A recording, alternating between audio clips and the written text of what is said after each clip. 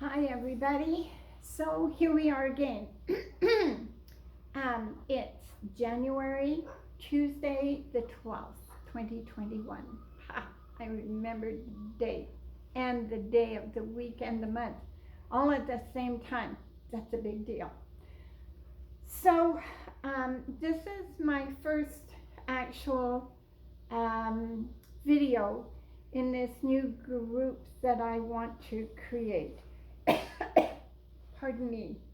And what I really want to talk about is the development process that a human being needs to go through in order to be an accomplished horse person, whether you're coming in as an amateur or a junior or a professional. It's a process. And what I have found throughout my career is that there's a lot of information out there on the technical how-to stuff.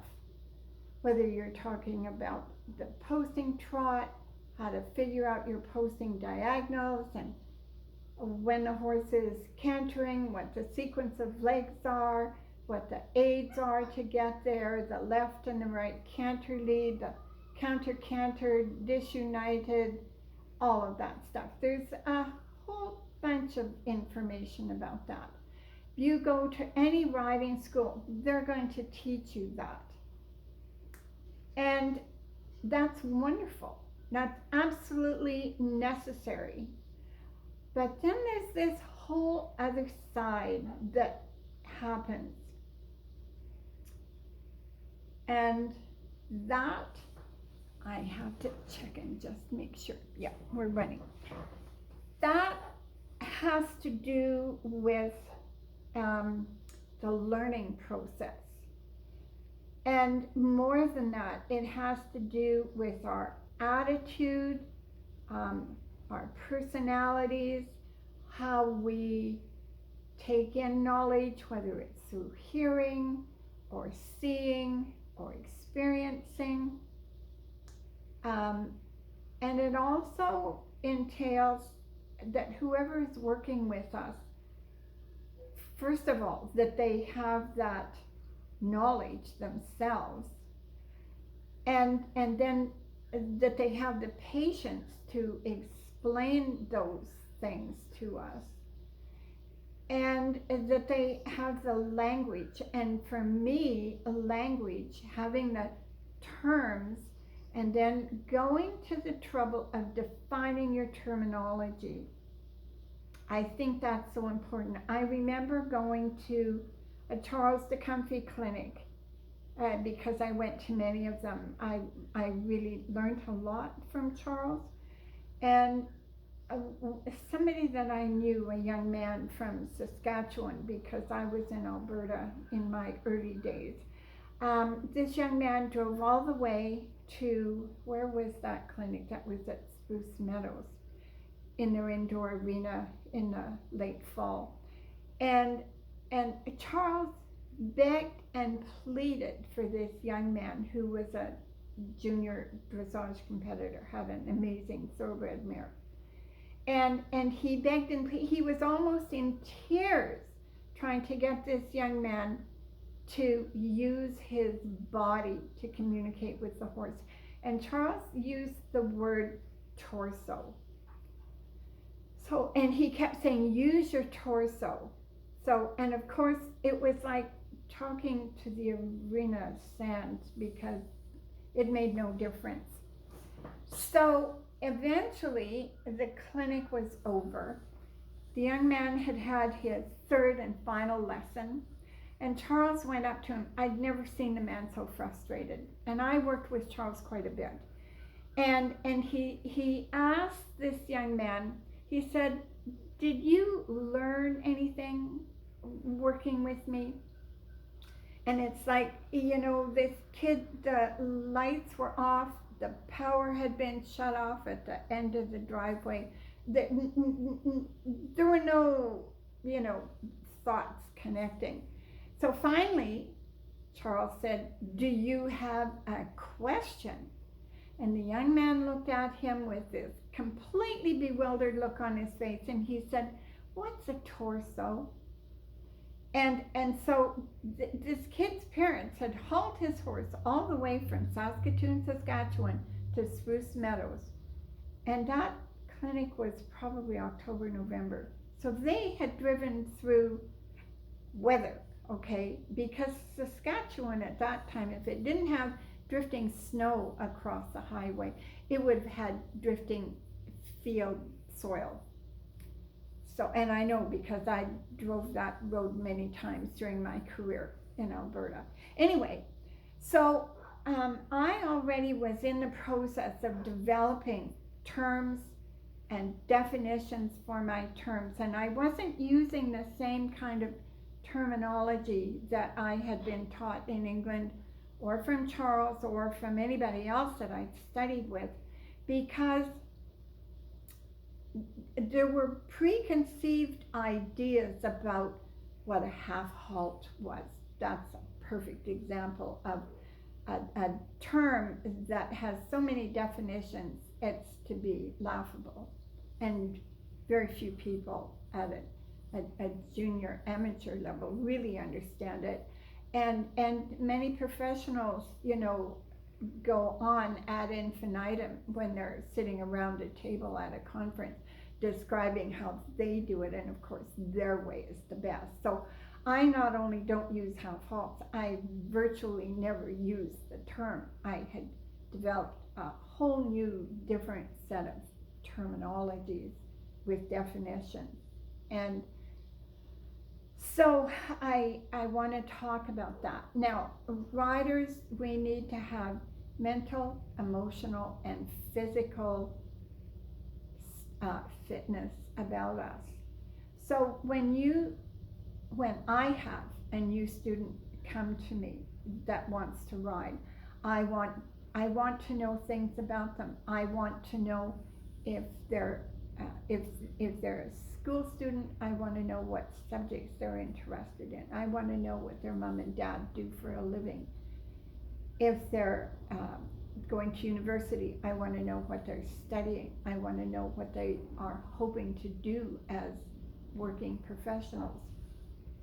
If they're already professionals, I want to know what their career path is, so that I can talk to them from that perspective. I don't want to talk to somebody who's a lawyer or a surgeon as if they were a long-haul trucker, because they're not going to identify with that. So I need to know that, and I use that information in a way that I, to the best of my ability, can speak to them from their reference point.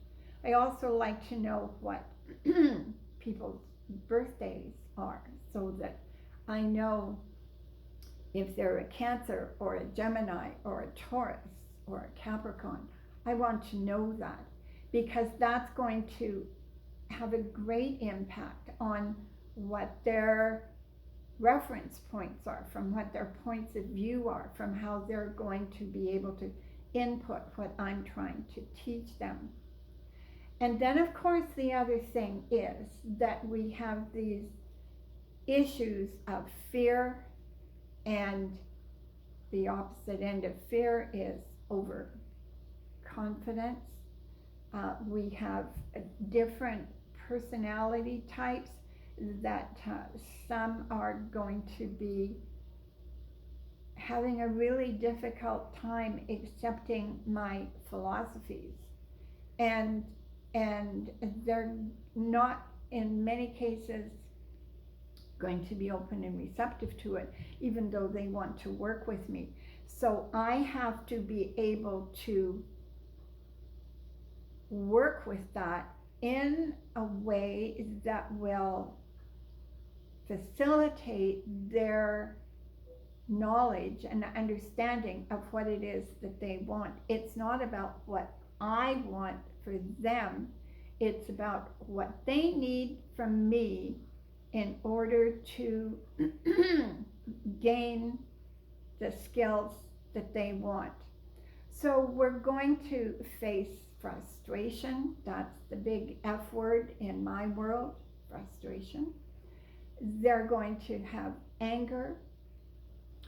They're going to have all the variety of human emotions that is possible. And I, as their coach and mentor, have to be able to give them space and the room and the time they need to process those things, those emotions. And I also need to be able to talk them off a ledge when they are stuck on a ledge. And I also need to be able to recognize their success. It might be that this one stride was their crowning glory of that ride. And so we have to stop right there and say, did you feel that? And then I get a yes or no answer. And this thing about feeling, for a person to be able to sit on a horse and they're struggling to just stay in balance and to be able to feel that one little step, because it'll just be a step at the beginning.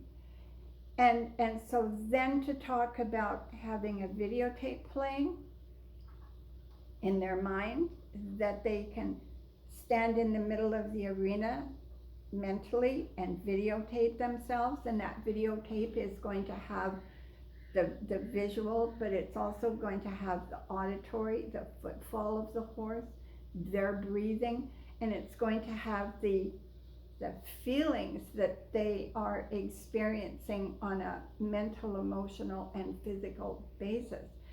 And the first time I say that to somebody, because I will have suggested that they do that before we start working together, they're going to have this huge psychedelic question mark over their head, and they're going to think that maybe I got dropped on my head a few times too many when I was a little kid. But once they, because I will have everything stopped, and a lot of times I can stop a horse from on the ground if they don't understand that they want to stop and enjoy that momentary success, recognize that they had it. So to be able to stop and let the reins go and just sit and relax, let the horse put its head down, if the horse is capable of doing that. And if the horse isn't, then I'll go stand beside the horse and comfort it and let it know that it's having a rest period. It can stop and enjoy that moment as well.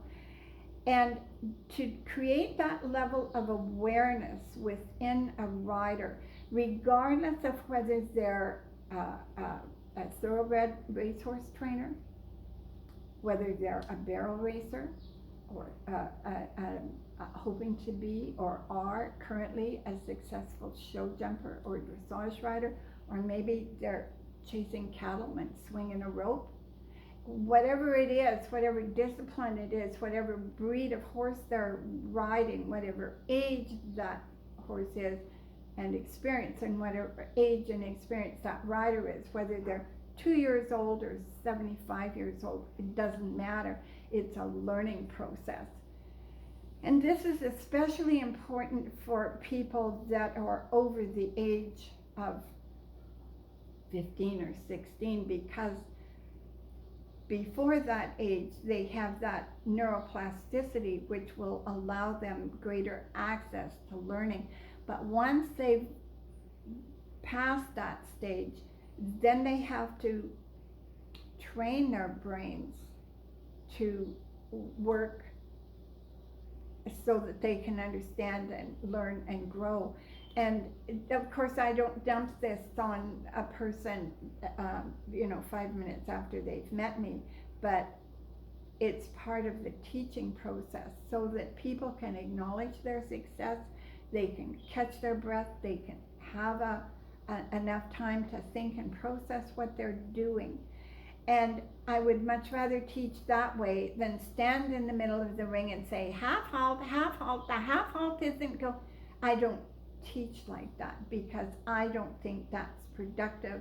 I don't ride anymore because of injuries, but if as a still riding individual, if I had to do that, then I would rather have me get on the horse and ride them and show them and talk about what I'm doing and ask them if they can see it. Because once I get to the point where I'm talking like that and yelling at a person, what I'm doing then is I'm trying to force them to ride the horse for me through their bodies, and that's not an educational process. So, and now that I've got that off my chest, I'm going to bring this to an end so it doesn't get too long. I'm going to download it and make it available for people to see. I'm not doing this because I expect people to join my group. It would be wonderful if you followed, but I don't expect any financial remuneration for doing this work, and I want to be very clear about that. I'm doing this because I think somebody needs to do it, and I know that there's one or two other people doing it, and that they have a fairly large following, but I think I have some things to add to that as well. So I hope you enjoy what I did today. I'm looking forward to doing more, and as my mentor and very good friend Bill DeBar would say, happy trails. Thank you. Bye.